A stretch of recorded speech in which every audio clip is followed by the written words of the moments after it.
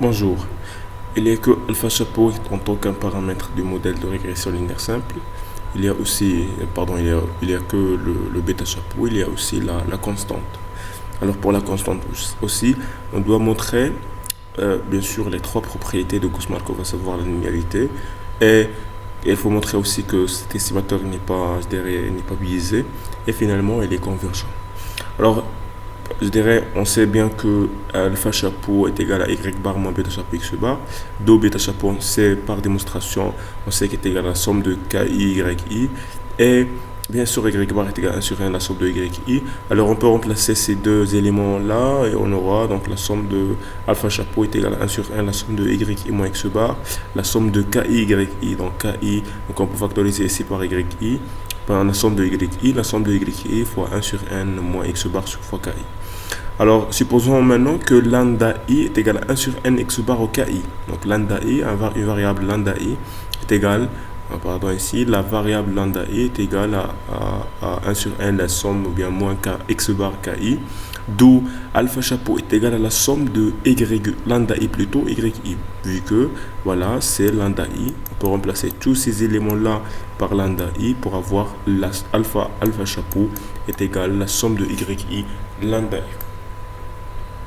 Ok. Alors, bien sûr, on peut dire commencer par la première propriété qui est la linéarité. Donc la somme de lambda, ou bien prendre certaines propriétés pour les utiliser dans la démonstration. La première propriété que la somme de lambda est égale à 1. La somme de lambda i, c'est la somme de 1 sur n x bar ki. Donc la somme de 1 sur n moins x bar la somme de ki. Donc ça c'est égal à 0. On sait par démonstration que la somme de ki, donc rappel, la somme de ki est égale à 0. D'où la somme de 1 sur n, c'est 1 n fois, c'est-à-dire 1 sur n, ça sera égal à 1. La somme de lambda i xi est égale à 0. Pourquoi? Parce que la somme de lambda i en fait c'est 1 sur n moins x bar ki.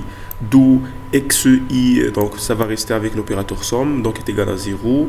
Donc pourquoi? Parce que la somme de xi, donc 1 sur n moins x bar la somme de ki xi est égale à 0. Donc ça égale à 0. Donc la somme de ki xi est égale à 1. Est égal à 1. Alors on aura la somme de xi fois 1 sur n. La somme de xi 1 sur n, déjà c'est x bar. Donc on aura x bar moins x bar, c'est-à-dire 0. Donc voilà, on a démontré que la somme de lambda xi est égale à 0 et la somme de lambda i est égale à 1.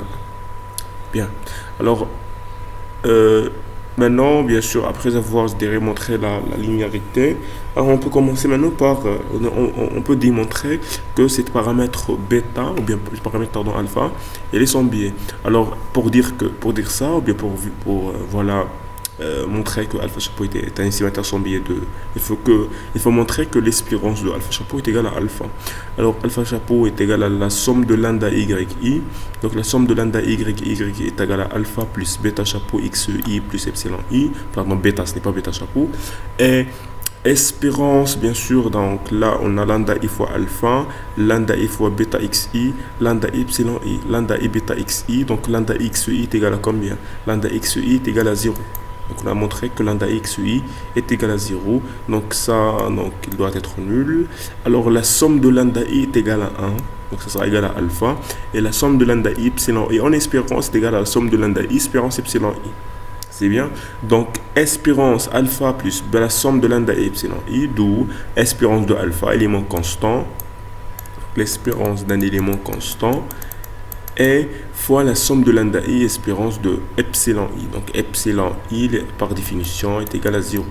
Donc là, on a l'espérance d'un élément constant est égal à l'élément constant. Donc on a montré bien évidemment que l'espérance de alpha chapeau est égal à alpha, d'où alpha chapeau, bien sûr, selon les propriétés de Gauss-Markov, est un estimateur sans biais de alpha. Bien sûr, car on a montré que son espérance mathématique est égale au paramètre. Maintenant, on doit montrer que ce paramètre-là, il est convergent. Donc, pour montrer la convergence du paramètre, il faut que son espérance d'erreur en limite de n vers l'infini soit nulle. Alors, voilà, on sait que ce paramètre-là, il est son biais de alpha. Alors la variance de alpha chapeau est égale bien sûr à alpha chapeau moins alpha. Bien évidemment, on sait que c'est l'espérance de alpha chapeau moins espérance alpha, le tout au carré. Mais espérance alpha, bien sûr, c'est un ici son biais est égal à alpha chapeau. Voilà. D'où on peut avoir cette première formule. Donc espérance alpha chapeau moins alpha, le tout carré. Bien. Alors on peut factoriser par l'espérance ici. Alors on sait que alpha chapeau est égal à, donc alpha chapeau est égal à quoi? Est égal à alpha plus la somme de lambda et epsilon i. Alors maintenant alpha, on sait ici que alpha, donc on a alpha chapeau est égal à ça. Mais pour trouver la valeur de alpha, donc on va faire passer la somme de lambda i epsilon i à l'autre côté, d'où alpha est égal à alpha chapeau moins la somme de lambda i epsilon i. Voilà. Alors alpha chapeau est égal, alpha plutôt est égal à lambda moins la somme de lambda i epsilon i. Donc on doit remplacer la valeur de alpha ici. Donc la valeur de alpha ici. C'est bien. Alors on aura alpha, ici chapeau plutôt, alpha chapeau. Donc alpha chapeau moins alpha chapeau plus la somme de lambda i epsilon i. Donc alpha chapeau moins alpha chapeau c'est 0. Et la somme de lambda epsilon i, d'où la somme de lambda epsilon i au carré, bien sûr, c'est la variance. Donc c'est lambda 1 au carré, epsilon, espérance epsilon 1 carré. Lambda 2 carré, espérance epsilon 2 carré. Jusqu'à lambda n carré, espérance de epsilon n carré. Alors selon la variance, l'hypothèse de l'homozydacité de la variance, l'homogénéité de la variance. Alors si le modèle est homozydastique, alors on aura la même variance pour l'ensemble des i, c'est-à-dire de i égale 1 jusqu'à n, on aura la même valeur de la variance. Alors on peut factoriser par sigma carré epsilon i, d'où on aura sigma carré epsilon i fois la somme des lambda i. Alors lambda i, on sait que c'est 1 sur n moins x bar ki, donc la variance bien sûr de alpha est égale à sigma carré fois la somme de 1 sur n moins x bar ki. Bien sûr, on doit, là on peut, je dirais, donc lambda i fois, c'est une identité remarquable d'ordre 2. Donc on peut, je dirais, simplifier cette identité en faisant 1 sur n carré moins 2 fois n sur x bar xi et x bar carré ki au carré. Donc c'est donc là on a 1 sur n carré et 2 fois donc a 2ab et finalement b carré. C'est bien. Alors on aura la valeur suivante. Donc on a sigma carré 1 sur n carré, bien sûr en opérateur somme. Et sur tout cela en opérateur somme. Donc bien sûr 1 sur n carré moins 2 sur n x bar fois ki. Donc ki, on sait bien que c'est le rapport entre xi et xi carré. Donc ki c'est le rapport entre xi et xi carré. Donc plus x bar fois xi, le xi bien sûr carré, le tout carré, c'est-à-dire le carré 2 fois. Ça marche. Alors on aura la valeur suivante. Bien sûr on va, je dirais, faire introduire l'opérateur somme sur l'ensemble de la formule. Donc la somme de 1 sur n carré, c'est la somme de 1 carré, bien sûr c'est la somme de 1 carré sur n carré, d'où bien sûr quand vous savez 1 carré c'est 1, donc la somme de 1 c'est n, donc ça sera égal à n. Donc n sur n carré c'est 1 sur n, plus ou bien moins plutôt, moins. Donc ça, on a bien expliqué pourquoi ça égale 1 sur n. Donc la somme de 1 carré, ça sera n sur n carré, c'est 1 sur n. 2n x bar, la somme de xi est carré. Donc par hypothèse, on sait que la somme de xi est égale à quoi? La somme de xi est égale à à 0. C'est bien. Alors par la suite on aura donc si ça égale à 0, donc ça sera directement, ça va être 0 et finalement on aura, donc ça va être 0. Alors x bar fois la somme de xi au carré fois la somme de xi au carré sur la somme de xi au carré. Donc ça, normalement cette partie est égale à quoi? Est égale la somme de xi au carré sur la somme de xi au carré fois la somme de xi au carré, c'est-à-dire 2 fois. Alors on peut factoriser par xi carré. Ça marche. Et finalement, fois x bar au carré, c'est-à-dire on aura x bar carré sur la somme de xi carré. Alors sigma carré, bien sûr, donc c'est égal à 0. Donc 1 sur n, x bar, la somme de xi au carré. Alors on sait que ça sera égal à quoi? Donc on peut factoriser SC par n. Alors on aura nx bar carré. Nx bar carré. Plutôt, je dirais, on a ici, donc on cherche à trouver le même numérateur. Donc n, la somme de xi carré, c'est-à-dire qu'on doit factoriser ici la somme de x, on doit factoriser pardon, le dominateur par le 1 par le... on va multiplier le 1 par la somme de xi carré sur n, la somme de x bar carré, plus n x bar, bien sûr n en numérateur et en dénominateur. Alors on aura n x bar carré sur n, la somme de xi carré. Et après, on aura la valeur suivante, donc sigma carré fois, on a le même numérateur, c'est bien. Alors, sigma carré fois la somme de xi qui est la suivante, plus nx bar qui est la suivante. C'est bien. Alors, xi, la grande xi, c'est la somme de xi moins x bar carré. C'est bien. La somme de xi moins x bar carré. Et bien sûr, la somme de xi carré, c'est la somme de xi moins x bar carré. C'est bien. Alors, la somme de xi moins x bar carré, ça sera égal à quoi? Normalement, cette valeur, ça sera égal à la somme de xi carré, fois nx bar carré, moins bien sûr, plus nx bar carré. Donc, moins plus, ça sera égal à 0, fois la somme de xi carré, ça va rester. Donc, voilà. Alors, on a...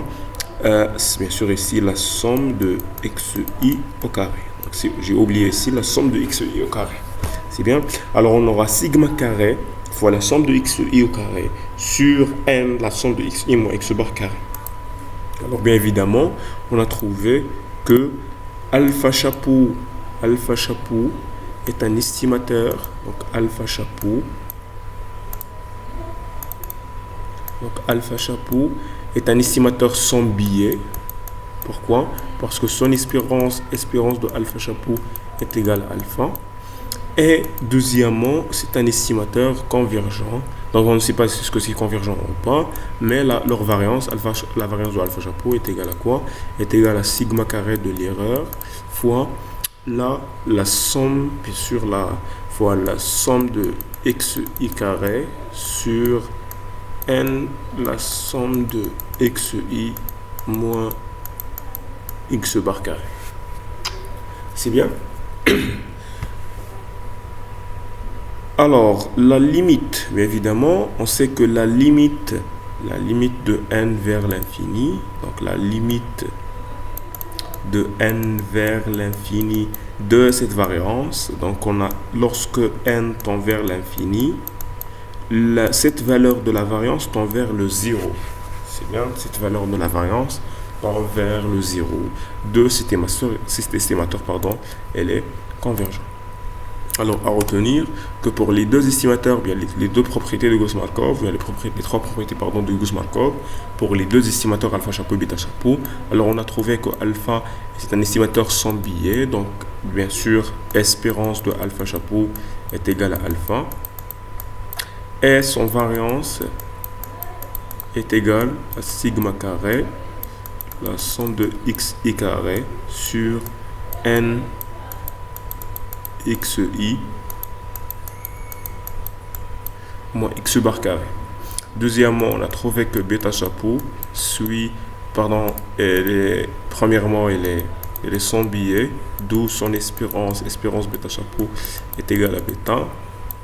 Et la variance de bêta chapeau est égale à sigma carré sur la somme de xi moins x bar au carré.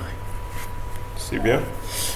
Alors on peut, je dirais, on peut déduire que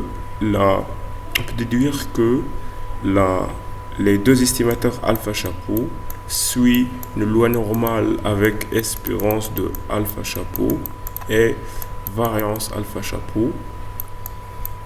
Bien sûr, alpha chapeau est une variable aléatoire. Et bêta chapeau aussi, variable aléatoire qui suit une loi normale avec les deux paramètres espérance bêta chapeau et variance bêta chapeau. Alors, le fait de dire que les deux paramètres suivent une loi normale, ça va permettre, je dirais, dans un premier temps, d'effectuer des tests en utilisant les deux paramètres. Et deuxièmement, je dirais, l'objectif est d'étudier l'inférence statistique des deux paramètres, c'est-à-dire construire des intervalles de confiance, effectuer des tests de signification partielle et globale, ce que nous allons voir dans la science, je dirais, prochaine.